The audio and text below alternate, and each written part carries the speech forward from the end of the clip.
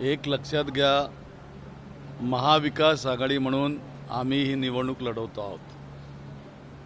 संजय राऊत यांच्या नेत्यांनी सुद्धा खुद्द शिवसेना प्रमुख यांनी मुंबईच्या मेळाव्यामध्ये त्या पद्धतीने त्या ठिकाणी सांगितलेलं आहे। राष्ट्रवादी काँग्रेसचे नेते आदरणीय देशाचे मार्गदर्शक शरद पवार साहेब यांनी सुद्धा ते म्हटलेलं आहे।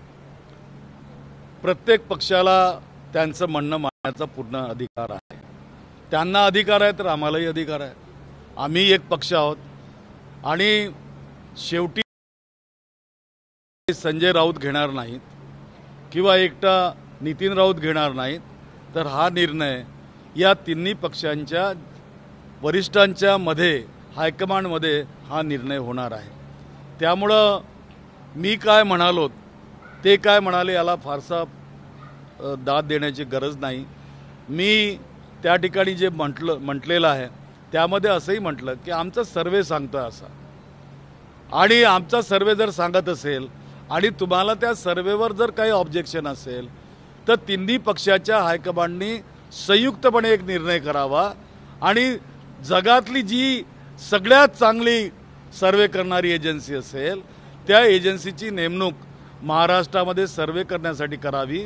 त्यामध्ये आपल्या महाविकास आघाडीतील घटक पक्षांचे ज्या ज्या ठिकाणी चांगले उमेदवार पुढे येत असतील आणि ते निवडून येत असतील तेवढ्या जागांची वाटणी करावी, यात काही गैर नाही म्हटलेलं मी। तुम्ही जेव्हा विदर्भाचं म्हटलं तेव्हा मुंबईमध्ये त्यांनी देखील शिव सर्वेक्षण अभियान मुंबईच्या 36ही मतदारसंघामध्ये सुरू केलेलं आहे शिवसेना। मला याची कल्पना आहे की त्यांनी त्या ठिकाणी जे अभियान मुंबईसाठी सुरू केलं ते मराठवाड्यात गेले त्यांनी काय केलं, ते नाशिकला गेले ते त्यांनी काय केलं, ते नागपूरला आले त्यांनी काय केलं। कसं असते की ज्यांचं घर काचेचं असतं ते दुसऱ्यावर दगड त्यांनी फेकू नये, या ठिकाणी म्हटलं नाही पाहिजे। परंतु अशा पद्धतीनं जर कुणी बोलत असेल वागत असेल तर माझी मित्रत्वाचा सल्ला राहणार आहे ज्येष्ठांना आणि सर्वांना की एक त्यांचा ड्यू रिस्पेक्ट ठेवून की त्यांनी कृपा करून अशा प्रकारचे भाष्य या ठिकाणी करू नये। कारण शेवटी निवडणूक जी लढायची आहे ती महाविकास आघाडी मिळून लढायची आहे। महाविकास आघाडीचं सरकार येणारच आहे। या ठिकाणी शिंदे फडणवीस पवार यांच्या पायाखालची वाळू सटकली आहे, आता सरकली आहे वाळू, आणि ते इतके घाबरलेले आहेत केंद्र सरकार मोदी सरकार की त्यांनी ही निवडणूकच पुढे ढकलण्याचा चंग या ठिकाणी बांधलेला आहे। त्यामुळेच निवडणूक आयोगानं काल परवा जो या ठिकाणी जम्मू काश्मीर आणि हरियाणाची निवडणूक लावली, महाराष्ट्राची अजिबात लावलेली नाही।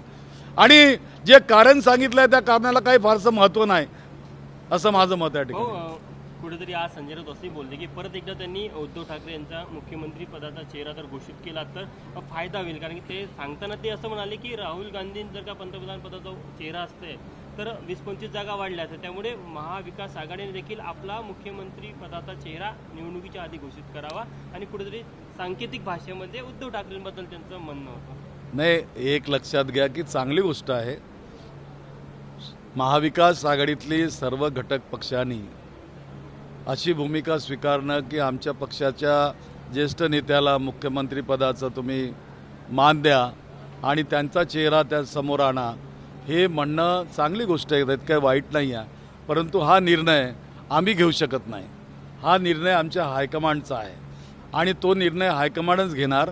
जे काही मांडायचं आहे ते वृत्तवाहिन्यावर मांडण्यापेक्षा आमच्या हायकमांडशी त्यांनी चर्चा करावी आणि ठरवावं। हो, एक ते आज दक्षिण नागपूरची जागा जी आहे ती पण आम्हाला मिळावी असं ते म्हटलेले आहे।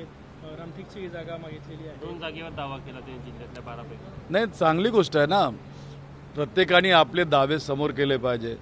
पण वृत्तपत्राच्या माध्यमातून आणि चॅनलच्या माध्यमातून TV चॅनलच्या माध्यमातून मागण्या करण्याचा नवीन प्रकारच मी या ठिकाणी बघतो आहे। ABP माझा, उघडा डोळे बघा नीट।